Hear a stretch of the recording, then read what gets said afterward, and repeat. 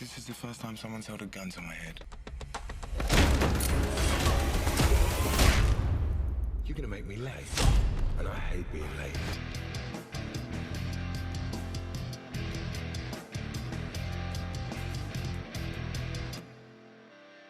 So, I want to start off by saying I really love Ill Manners. Oh wow! So I believe that was your debut, right? That was my first job. Yeah, Yeah. my first job, and the clip that's on IMDb and on the internet, the scene with the baby, where the gun is hidden and the drugs are hidden there, was the first scene that I ever did on camera. So what was your background before that? I've had a crazy journey actually, or unorthodox journey in many ways. You know, when I was in school, I loved painting. I had a teacher, Miss Snowsill, that was a real inspiration to me and kind of brought me into the creative arts and mentored me in the sort of conceptual side of things and mark making. And after that, I went to study fine art and study painting. Then I got into the underground music scene in London from like 2000. From 99 to like 2008. And I was also coaching as well, doing athletics and swimming coaching. So, you know, and then now I'm in this game. So I've done all of them seem very disjointed and seem like they're all very separate. But for me, they're all things that I love and have loved doing and were right at that time. And as soon as they didn't feel right, then I stopped doing them and you know, made sure I was doing what did feel right at the time. So getting this part, it must feel very right. It must be a dream come true to get this Yeah, I mean, part. certainly, but you know, I got this part like 18 months ago. So that would, certainly 18 months ago is a wonderful feeling. And then shooting it was, you know, a great feeling, you know. But you know, the nature of this industry is, you know, I'm sitting here now conceptualizing about it and talking about it. But this was my baby last summer. This was everything last summer.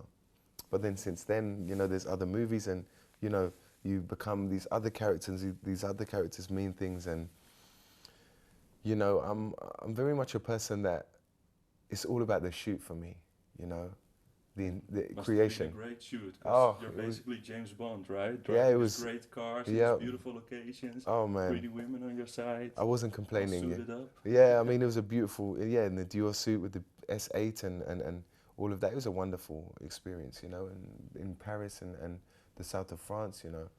What a beautiful place to work and live, and, you know, it was a lot of fun and you know, a joy in many ways, you know. It was this is you know, if this job is like a train ride, then it was a wonderful destination, a wonderful stop along the way. It must have also been pretty frightening to take over this franchise from Jason Statham after all his success. No, No?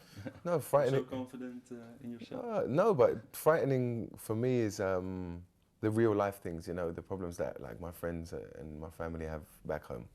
You know, Bigger that's issues. yeah, that's real life. To me, Yeah. that's frightening. That's the stuff that makes me scared at night. That's the stuff that I feel pressure for. This?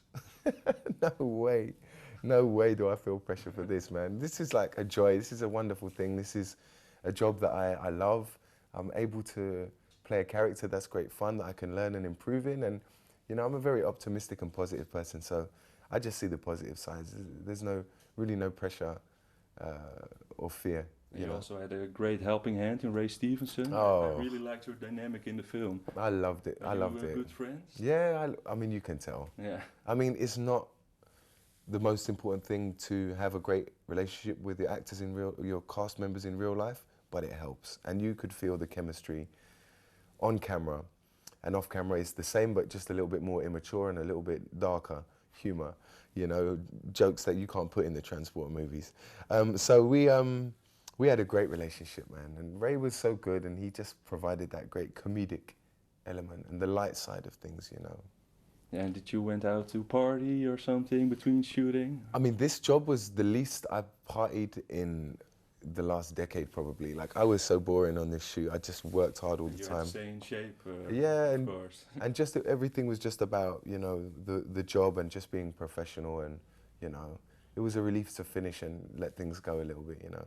And were you allowed to do your own stunts? Did you get driving lessons or fighting lessons? Yeah, I had some driving lessons and I did some driving. I mean, driving, I'd say I only did about 30% of it.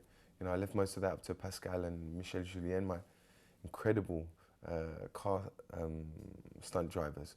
And then with the physical side of things, I probably did 95% of it. You know, that was all me. You can kind of tell it's me, I think, with, you know, my strange shaped head and when it's on the back, and then you can see it's me in the front. So, you know, I did all of that because I love doing that, and it was a challenge. You know, something that I'd never done before, martial arts. So it was a joy to try it and have that challenge. You know. And was it natural? Did it came natural for you, the fighting, or did you have to No, learn I'd say a lot? no. I'd say no. It didn't come naturally to me. No. No, if you saw me in that first week of training, I think you'd agree. I was all over the place, you know, I was terrible. You know, and I could feel it in my trainer's eyes, you know, they're like, yeah, this guy has got 2 weeks and he needs to improve. And I'm a good student, you know. So you only had 2 weeks of training? I had 3.5 weeks. 3.5 weeks. But I'm sure after the first week they were panicking. But I know how to be a good student, you know, from my coaching days, you know, I had some great students, you know, and you know, if I was struggling with the specific moves or anything, I would think back to them, you know. I'd think back to some 8-year-olds and 10-year-olds, and you know, my inspiration is little Martin and little Isabella and you know, Molly and Ella and these guys. So that's a funny notion as well. And you didn't accidentally punch someone's teeth out or something? No. I was always so scared that I was going to hurt someone. Like, I'm a big teddy bear in real life. I don't like to hurt people. Well, I hate the idea of people getting hurt at work. You know, we all of us, we just came here to work today, you know. We don't want to go, I don't want you going home with a black eye, you know. And these guys, you know, it's a lot more likely that they're going to get a black eye than you guys, you know, depending on what questions you ask.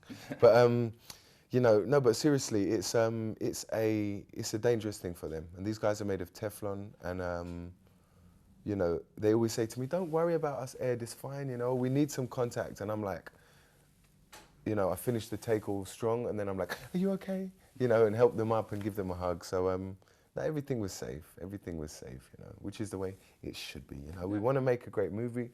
We want to do some great action scenes, but most importantly, let's all go home to our family safe. You know.